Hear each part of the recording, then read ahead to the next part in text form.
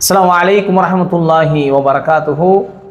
அன்பான இஸ்லாமிய சொந்தங்களே, உறவுகளே, அல்லாஹுவுக்கு பிடித்தமான அல்லாஹுவுக்கு பிடித்தமான இரண்டு வார்த்தை அல்லாஹுடைய தூதர் ஸல்லல்லாஹு அலைஹி வஸல்லம் அவர்கள் சொல்லி தந்தார்கள்.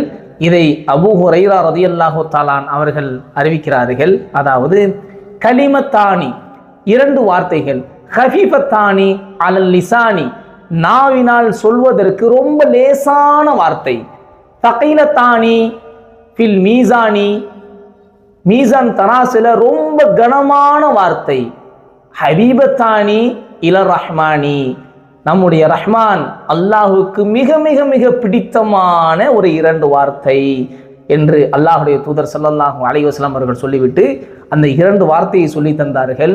சுப்ஹானல்லாஹில் அஸீம், சுப்ஹானல்லாஹி வ பிஹம்திஹி.